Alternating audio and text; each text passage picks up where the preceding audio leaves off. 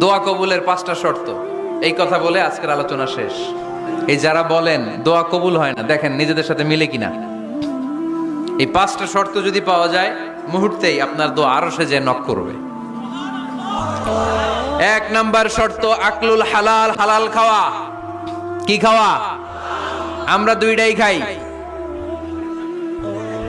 হালালও খাই হারামও খাই।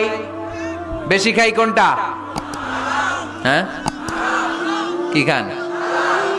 আমি কই নাই কিছু, আপনারাই কইছেন। নিজের উত্তরে নিজে ধরা না।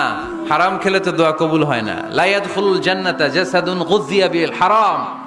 ওই দেহ কখনো জান্নাতে যায় না যে দেহ হারাম খেয়ে বর্ধিত হয়েছে। কেন দোয়া কবুল হয় না? মিলিয়ে নেন নিজের জীবনের সাথে, জাস্ট একটু মিলিয়ে নেন।